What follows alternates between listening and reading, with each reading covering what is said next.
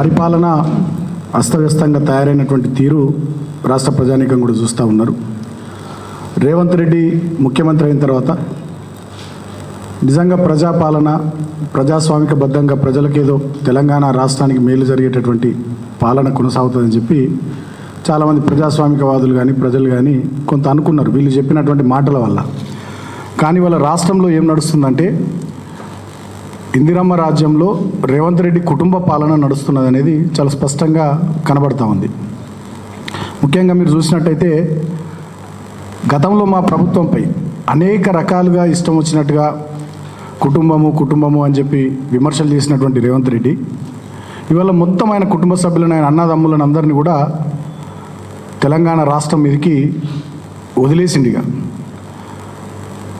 ఒక దుర్మార్గమైనటువంటి సంస్కృతికి తెరలేపిండు. మరి వీళ్ళ అన్నదమ్ములకు ఏమైనా పదవులు ఉన్నాయా, అధికారిక హోదాలు ఉన్నాయా, వీళ్ళేమైనా ప్రజాప్రతినిధులా అంటే అది కూడా ఏం కాదు. ఈ సాక్షాత్తు అసెంబ్లీ కమిటీ హాల్లో జరిగినటువంటి మీటింగ్లో స్పీకర్ గారి అధ్యక్షతన అసెంబ్లీ కమిటీ హాల్లో జరిగినటువంటి వికారాబాద్ జిల్లాకు సంబంధించినటువంటి సమీక్షా సమావేశంలో రేవంత్ రెడ్డి వాళ్ళ బ్రదర్ తిరుపతి రెడ్డి కూర్చున్నటువంటి ఈ ఫోటో మీకు చూపిస్తా ఉన్నా. సాక్షాత్తు రాష్ట్ర అసెంబ్లీ కమిటీ హాల్లో స్పీకర్ గారి అధ్యక్షతన జరిగినటువంటి వికారాబాద్ జిల్లా సమీక్షా సమావేశానికి సంబంధించి ముఖ్యమంత్రి సోదరుడు ఆ మీటింగ్లో అధికారికంగా వేదిక మీద కూర్చున్నటువంటి ఫోటోను మీకు చూపిస్తూ ఉన్నా. అదేవిధంగా ఇదే ముఖ్యమంత్రి రేవంత్ రెడ్డి సోదరుడు తిరుపతి రెడ్డి గారు ఆయనకు ఏ అధికారిక హోదా లేకున్నా కొడంగల్ నియోజకవర్గంలో కళ్యాణ లక్ష్మి చెక్కుల పంపిణీ కార్యక్రమంలో వేదిక మీద కూర్చొని ఆ రోజు మా జెడ్పీటీసీ మా విద్యార్థి నాయకుడు సోదరుడు తెలంగాణ ఉద్యమంలో పాల్గొన్నటువంటి బిడ్డ మైపాల్ ఆయన అక్కడ జెడ్పీటీసీ ఉంటే ఆయన చేతుల మీదకి వెళ్ళి కాకుండా ఈయన ఒక రాజ్యాంగేతర శక్తి మాదిరిగా ఏ హోదా లేకుండా కూడా అన్నయ్య వాళ్ళ బ్రదర్ యొక్క అధికారాన్ని అడ్డం పెట్టుకొని అక్కడ జెడ్పీటీసీలను ఎంపీటీసీలను ప్రజల చేత ఎన్నుకోబడ్డ ప్రజాప్రతినిధులను పక్కన పెట్టి ఆయననే కళ్యాణ లక్ష్మి చెక్కులను పంచినటువంటి విషయాన్ని కూడా మీకు ఈ ఫోటో ద్వారా చూపిస్తా ఉన్నా. తర్వాత ఇంకొక సోదరుడు కొండల్ రెడ్డి ఈయన ఏకంగా ఒక బృందాన్ని తీసుకొని ఆస్ట్రేలియా పర్యటనకు పోయిండు. ఆస్ట్రేలియా పర్యటనలో ఈ కొండల్ రెడ్డి ప్రజాప్రతినిధిగా ఎన్నికైన వరంగల్ ఉమ్మడి జిల్లాకు సంబంధించిన ఎమ్మెల్యే నాయన్ రాజేందర్ రెడ్డి గారు వరంగల్ వెస్ట్ నుంచి ఆయన ప్రాతినిధ్యం వహిస్తున్నారు. ఆయనను పక్క సీట్లో కూర్చుండబెట్టి ఈయన మధ్యలో సీట్లో కూర్చున్నాడు ఆస్ట్రేలియా పర్యటనలో. మరి ఈయనకి ఏ అధికారిక హోదా ఉంది, ఎట్లా అయినా ఏ హోదాలో ఒక బృందాన్ని ఆస్ట్రేలియా పర్యటనకు తీసుకొని పోయిండు, అక్కడ ఎన్నికైన ప్రజాప్రతినిధి పక్కకు పెట్టి ఈయన అక్కడ మేయర్ సీట్లో ఎట్లా కూర్చున్నాడు. ఇదొక ఫోటో ఇవాళ ఈ పత్రిక మీడియా మిత్రుల సమావేశం ద్వారా తెలంగాణ ప్రజలకు చూపిస్తా ఉన్నాం. ఇదే కొండల్ రెడ్డి రాజ్యాంగేతర శక్తి మాదిరిగా వందలాది కార్ల కాన్వాయ్తో అటు కామారెడ్డి వైపు పోయినా, ఇటు కొడంగల్ వైపు పోయినా, షాద్నగర్ వైపు పోయినా, హైదరాబాద్లో తిరిగిన, రంగారెడ్డి జిల్లాలో తిరిగిన వందలాది కార్ల కాన్వాయ్తో పోలీసు సెక్యూరిటీతో ఈయన 2+2 గన్మెన్ సెక్యూరిటీతో ఎక్కడికి పోతే అక్కడ ముందర ఆయా పోలీస్ స్టేషన్ల పరిధిలోని పోలీసులు ఎస్కాట్ వాహనాలని సమకూర్చడం, ఈయన ఒక ముఖ్యమంత్రి మాదిరిగా ఈయన వందలాది కార్ల కాన్వాయ్తో ఈయన తిరుగుతూ ఉన్నాడు కొండల్ రెడ్డి. తర్వాత ఈయన ఇంకొక సోదరుడు ముఖ్యమంత్రి రేవంత్ రెడ్డికి సంబంధించి ఈయన పేరు జగదీశ్వర్ రెడ్డి. ఈ జగదీశ్వర్ రెడ్డి నిన్ననే మీరు చూసిర్రు, తెలంగాణ ప్రభుత్వము తెలంగాణ సీఎం అఫీషియల్గా ట్వీట్ చేసింది. స్వచ్ఛ బయో అనేటటువంటి ఒక కంపెనీతోని 1000 కోట్ల ఇన్వెస్ట్మెంట్కి సంబంధించి 1000 కోట్ల పెట్టుబడులకు సంబంధించి ఒక ఒప్పందం చేసుకుంది అని చెప్పి నిన్ననే ముఖ్యమంత్రి గారి కార్యాలయం నుంచి అఫీషియల్గా ట్వీట్ వచ్చింది తెలంగాణ సీఎంఓ నుంచి. అదేవిధంగా ఫోటోలు కూడా వాళ్ళు రిలీజ్ చేశారు. ఈ కంపెనీలో ప్రధానమైనటువంటి భాగస్వామి ఎవరు, ఈ కంపెనీ ఎవరిదంటే ఇప్పుడు నేను ఈ ఫోటో చూపించిన చూడండి, ముఖ్యమంత్రి రేవంత్ రెడ్డి సోదరుడు జగదీశ్వర్ రెడ్డిది ఈ company, one of the directors. అయితే ఈ కంపెనీ ఎప్పుడు పుట్టింది అంటే 15 రోజుల కిందట పుట్టినటువంటి కంపెనీ. 15 రోజుల కింద పుట్టినటువంటి కంపెనీ 1000 కోట్ల పెట్టుబడి తెలంగాణలో ఎట్లా పెడుతుంది అంటే ఇక్కడనే ఏదైనా ఒప్పందం చేసుకొని ఇక్కడనే ఏదైనా అగ్రిమెంట్ చేసుకొని బయట పెడితే మీరు విలేకరులంతా మీడియా సమావేశంలో ముఖ్యమంత్రిని అడుగుతారని, ప్రభుత్వాన్ని అడుగుతారని చెప్పి అమెరికా వేదికగా ఇదేదో పెద్ద గొప్ప కంపెనీ అయినట్టు అమెరికా వేదికగా దీంతో ఒప్పందం చేసుకొని వీళ్ళు చేసినటువంటి ట్వీట్, ఇంకా సిగ్గుచేటైన ట్వీట్ ఏంటంటే దీంట్లో with a 1,000 crore investment, the project will create jobs for 500 people and supports Telangana sustainable growth. 15 రోజుల కిందట ఏర్పాటైనటువంటి కంపెనీ అట, తెలంగాణలో 1000 కోట్ల పెట్టుబడులు పెడుతుందట, దాని ద్వారా 500 మంది పిల్లలకు తెలంగాణలో ఉద్యోగాలు వస్తాయట, అదిగా తెలంగాణ యొక్క సస్టైనబుల్ గ్రోత్లో కీలకమైనటువంటి భాగస్వామి ఉంటుందట. ఇక ఇది ముఖ్యమంత్రి కార్యాలయం నుంచి నేను అధికారికంగా విడుదల చేసిన ఫోటో మరియు స్టేట్మెంట్. సో ఇప్పుడు ముగ్గురు అన్నదమ్ముల ఫోటోలు చూపించిన, ముగ్గురు అన్నదమ్ములకు సంబంధించినటువంటి వ్యవహార శైలి, వాళ్ళ విషయాలు కూడా చెప్పిన. ఈ అసలు విషయానికి వస్తే ఇక్కడ ఏం జరుగుతూ ఉంది రాష్ట్రంలో అంటే, రేవంత్ రెడ్డి వారి సోదరులు మొత్తం రాష్ట్రం మీద పడ్డారు. హైదరాబాద్ మీద, రంగారెడ్డి మీద, మహబూబ్ నగర్ మీద, మొత్తం రాష్ట్రం మీద పడి ప్రతి దాంట్లో వాళ్ళే, ప్రతిదీ వాళ్ళే. ప్రజాపాలన పేరిట ఇవాళ తెలంగాణలో అధికారంలోకి వచ్చినటువంటి కాంగ్రెస్ పార్టీ ఇందిరమ్మ రాజ్యము ఇవాళ రేవంత్ రాజ్యంగా మారిపోయింది. రేవంత్ కుటుంబ సామ్రాజ్యంగా ఇవాళ తెలంగాణను మలుచుకునేటటువంటి ఒక ప్రయత్నం జరుగుతూ ఉంది. దాంట్లో భాగమే ఏ పదవులు లేకున్నా, ఏ అధికారిక హోదాలు లేకున్నా అసెంబ్లీలో సాక్షాత్ వాళ్ళు స్పీకర్ అధ్యక్షతన జరిగేటటువంటి జిల్లా సమీక్షల్లో పాల్గొంటున్నారు రేవంత్ రెడ్డి గారి సోదరులు. కొడంగల్ నియోజకవర్గంలో ఎన్నికైన ప్రజాప్రతినిధులు కాదని చెప్పి వీళ్ళే డైరెక్ట్గా కళ్యాణ లక్ష్మి చెక్కులు మోస్తున్నారు. మంత్రులకు కాదు, ముఖ్యమంత్రికి ఇచ్చేటటువంటి అసాధారణమైనటువంటి భద్రత ఈ సోదరులకు ఏర్పాటు చేసి వీళ్ళు వందలాది కార్లలో విచ్చలవిడిగా కాన్వాయ్లలో తిరుగుతూ ఉన్నారు, ఊరేగుతూ ఉన్నారు, ప్రజల్ని భయభ్రాంతులకు గురి చేస్తూ. ఇది ఒకవైపు. ఇంకొక వైపు జరుగుతున్నది ఏంది, గడిచిన 3 నెలల్లో రేవంత్ రెడ్డి గారి కుటుంబం సుమారు 5-6 కొత్త కంపెనీలు ఏర్పాటు చేసింది. వాళ్ళ సోదరులే దీంట్లో డైరెక్టర్స్. ఆ కంపెనీలు మీకు మచ్చుకొక 4 కంపెనీల పేర్లు చదివి వినిపిస్తా.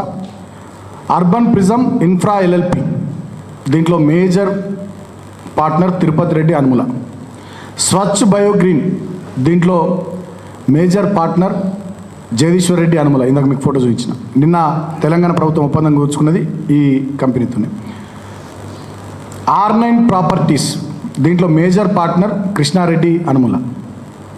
దీంట్లో కూడా తిరుపతి రెడ్డి గారు ఉన్నారు. R9 కన్స్ట్రక్షన్స్, దీంట్లో మేజర్ పార్ట్నర్ కృష్ణారెడ్డి అనుముల. దీంట్లో కూడా తిరుపతి రెడ్డి గారు ఉన్నారు. సో గడిచిన 3 నెలల్లో ఇవి ఒక 4 కొత్త కంపెనీలు ఓపెన్ చేసిండ్రు. ఇవే కాకుండా వీళ్ళు చిన్న షేర్ హోల్డర్లుగా వీళ్ళ దోస్తులను పెట్టి ఇంకా 10-15 కంపెనీలు ఏర్పాటు చేసిర్రు. వీళ్ళు కుటుంబ సభ్యులు మేజర్ షేర్ హోల్డర్స్గా ఇప్పుడు నేను బయట పెడుతున్నటువంటి 4 కంపెనీలు, వీళ్ళు మైనర్ షేర్ హోల్డర్స్గా ఇంకో 10-15 కంపెనీలు వీళ్ళ దోస్తులను, వీళ్ళ బంధువులను, వీళ్ళని పెట్టి అవి కూడా ఏర్పాటు చేస్తారు. ఆ వివరాలు కూడా మీకు రేపు మా ప్రెస్ మీట్లో ఆ వివరాలు కూడా నేను మీకు అందిస్తాను. సో ఏంది ఈ కంపెనీల వెనుక మతలబ్ అంటే, ఇప్పుడు ఈ అన్నదమ్ములు రేవంత్ రెడ్డి గారు వారు వెనుకున్నటువంటి కొద్దిమంది, అంటే వ్యవహారాన్ని హైదరాబాద్ వేదికగా, సెక్రటరియట్ వేదికగా, ముఖ్యమంత్రి గారి జూబ్లీహిల్స్ ఇల్లు వేదికగా ఎవరు నడిపిస్తున్నారో రాష్ట్ర ప్రజలందరికీ, మీడియా మిత్రులకు మీకు కూడా తెలుసు. వాళ్ళంతా కూడా కలిసి రియల్టర్లను బెదిరించో, బిజినెస్ మెన్ను బెదిరించో, కాంట్రాక్టర్లను బెదిరించో, వాళ్ళ నుండి వీళ్ళ నుండి వసూలు చేసినటువంటి డబ్బులు అవన్నీ కూడా ఈ కంపెనీల ద్వారా రూట్ చేసి ఆ బ్లాక్ మనీని అంతా వైట్ మనీగా మార్చేటటువంటి ఒక కుట్ర జరుగుతూ ఉంది. ఒకవైపు అధికార దర్పాన్ని, పదవులు లేకున్నా, హోదాలు లేకున్నా అధికారిక కార్యక్రమాల్లో పాల్గొంటూ, రాష్ట్రమంతా తిరుగుతూ, రాష్ట్ర రాజధానిలో తిరుగుతూ అధికార దర్పాన్ని ప్రదర్శిస్తూ ఒకవైపు, ఇంకొక వైపు ఏమో అవినీతి, విచ్చలవిడిగా వాళ్ళని బెదిరించి వీళ్ళని బెదిరించి వసూలు చేస్తున్నటువంటి డబ్బులు ఈ కంపెనీల ద్వారా రూట్ చేసి దాన్నంతా బ్లాక్ మనీని అంతా వైట్ మనీగా మార్చేటటువంటి ఒక కుట్ర, ఒక ప్రయత్నం ఇక్కడ జరుగుతూ ఉంది. సో కాబట్టి నేను కాంగ్రెస్ హైకమాండ్ని కోరుతా ఉన్నా, కాంగ్రెస్ పార్టీలోని సీనియర్లను కూడా కోరుతా ఉన్నా, తెలంగాణ మేధావులను, తెలంగాణ ప్రజల్ని, తెలంగాణలోని పార్టీలను అందరినీ కూడా, మీడియా మిత్రుల్ని, బుద్ధిజీవులందరినీ కూడా ఆలోచించమని కోరుతా ఉన్నా. ఒక పాట ఉంది, ఎవని పాలైంది రో తెలంగాణ, ఎవడేలుతున్నాడు రో తెలంగాణ. రేవంత్ పాలైంది తెలంగాణ, రేవంత్ కుటుంబం పాలైంది తెలంగాణ, రేవంత్ కుటుంబం ఏలుతున్నది తెలంగాణను. మరి ఆ ఏలుడేమన్నా నీతిమంతంగా ఏలుతుండ్రా, ప్రజల ద్వారా ఎన్నికై ప్రజాప్రతినిధులుగా మారి ఏమని నేలుతుర్రా అంటే లేదు. ఒక రేవంత్ రెడ్డిని అడ్డం పెట్టుకొని ఆ కుటుంబము విచ్చలవిడిగా పాలన, విచ్చలవిడిగా అవినీతి కార్యక్రమాలతో ముందుకు పోతూ ఉన్నటువంటి తీరును ఇవాళ సాక్ష్యాలతో సహా తెలంగాణ సమాజం ముందు ఉంచినాం. ఇక వీటిని ప్రశ్నిస్తే, వీటి గురించి మాట్లాడితే కేసులు. ఈ ప్రజాపాలనలో బీఆర్ఎస్ పార్టీ నాయకుల మీద, కార్యకర్తల మీద వీళ్ళు చేస్తున్నటువంటి ఇటువంటి దుర్మార్గాలు, ఈ దౌర్జన్యాలు, ఈ దాష్టికాలు బయట పెడుతున్నటువంటి సందర్భంలో అందరి మీద కేసులు అయితే ఉన్నాయి. నిన్నటికి నిన్న మొన్న మేము 25వ తేదీ మేడిగడ్డ పర్యటనకు పోయినందుకు నిన్న ఆ కేసు విషయం వెలుగులోకి వచ్చింది. కేటీఆర్ గారి మీద, మా వర్కింగ్ ప్రెసిడెంట్ గారి మీద, నా మీద, మా మాజీ ఎమ్మెల్యే భూపాలపల్లి వెంకటరమణారెడ్డి గారి మీద, మా అందరి మీద ఏదో కేసులు పెట్టిరని చెప్పి నిన్న వచ్చింది. కేసులు మాకు కొత్త ఏం కాదు, భయపడేది లేదు. మీరు మా మీద ఎన్ని నిందలు వేసినా, ఎన్ని కేసులు పెట్టినా మేము అదిరేటోళ్ళం కాదు, బెదిరేటోళ్ళం కాదు. తెలంగాణ ప్రజల పక్షాన ప్రధాన ప్రతిపక్షంగా మా గొంతు వినిపిస్తాం. నిజాన్ని నిర్భయంగా ప్రజల ముందు ఉంచుతాం. ప్రజా కోర్టులో మీరు చేస్తున్నటువంటి దుర్మార్గాలన్నింటినీ కూడా ఎండగడతాం. ప్రజలకు వాస్తవ విషయాలు డెఫినెట్గా వివరిస్తాం. కాబట్టి నేను ప్రజల్ని కూడా ఆలోచించమని కోరుతా ఉన్నా. రైతు రుణమాఫీ లేదు, రైతు భరోసా లేదు, రైతు బంధు లేదు, పంటల కొనుగోలు లేవు, పంటలకు నీళ్లు లేవు, 24 గంటలు ఉచిత కరెంటు లేదు, ఏమి లేదు.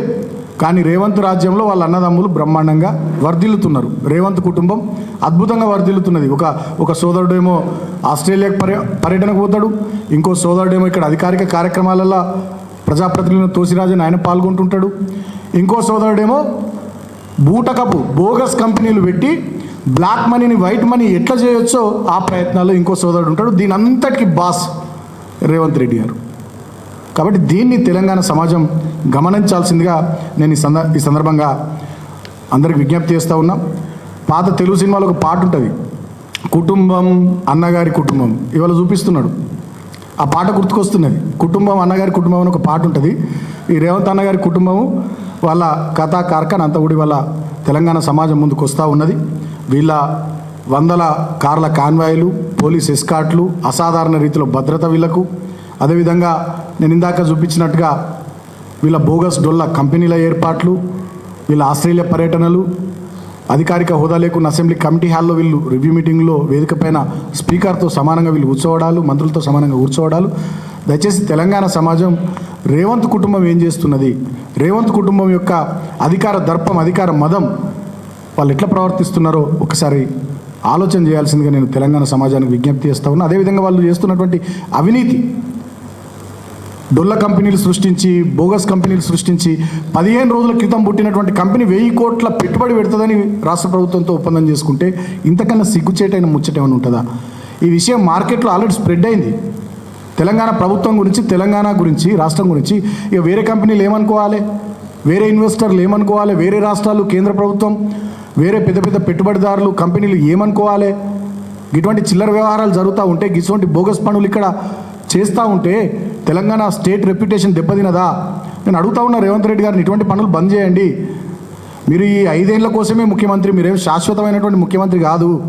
5 ఏళ్ల కోసం ప్రజలు మీకు అధికారం ఇచ్చిండ్రు, దాన్ని సద్వినియోగం చేసుకుని ప్రజలకు ఏం హామీలు ఇచ్చారో వాటిని నెరవేర్చే పని చేయాలి. కానీ ఈ బోగస్ పనులతోని, ఈ డొల్ల కంపెనీల ఒప్పందాలతోని తెలంగాణ స్టేట్ రెప్యుటేషన్ దెబ్బతీయొద్దని నేను కోరుతా ఉన్నా. ఇప్పటికే కార్నింగ్ లాంటి సంస్థలు బయటకు వెళ్ళిపోయినాయి, ఇప్పటికే చాలా కంపెనీలు బయటకు వెళ్ళిపోయినాయి. ఇప్పుడు జరుగుతున్నటువంటి ఒప్పందాలు కానీ, వస్తున్నటువంటి ఎక్స్పాన్షన్స్ అన్నీ కూడా గతంలో కేటీఆర్ గారు ఐటీ ఇండస్ట్రీస్ మినిస్టర్గా ఉన్నప్పుడే బాటలు పడ్డాయి. దానికి ఈయన కొత్త చేస్తున్నది ఏం లేదు. కానీ ఇటువంటి ఈ పనుల వల్ల డొల్ల కంపెనీలు, బోగస్ కంపెనీలతోని 1000 కోట్ల పెట్టుబడులు వస్తాయని ఒప్పందాలు చేసుకుంటే ఏదో బ్లాక్ మనీని వైట్ మనీగా చేసేటటువంటి ఈ చిల్లర పనుల వల్ల తెలంగాణ స్టేట్ యొక్క పరువు, ప్రతిష్ట దెబ్బతింటుంది. కాబట్టి రేవంత్ రెడ్డి గారికి నేను సూచిస్తా ఉన్నా, ఇటువంటి బంద్ చేసుకోవాలి. అంతిమంగా మీరు శాశ్వతం కాదు, మేము శాశ్వతం కాదు, తెలంగాణ స్టేట్ శాశ్వతం. కాబట్టి తెలంగాణ రాష్ట్ర ప్రజలు శాశ్వతం. ఈ 5 ఏళ్ల కోసం మీకు అధికారం వస్తే దీన్ని దుర్వినియోగం చేసి తెలంగాణ ప్రజల నోట్లో మట్టి కొట్టి తెలంగాణ పరువు ప్రతిష్టలను గంగలో కలపద్దని చెప్పి నేను ముఖ్యమంత్రి రేవంత్ రెడ్డి గారికి సూచిస్తూ ఉన్నా. వింటనే ఉన్నాం, మీరు వింటనే ఉన్నారు, మీడియా మిత్రులు, మేము వింటనే ఉన్నాం, తెలంగాణ సమాజం కూడా వింటనే ఉన్నది.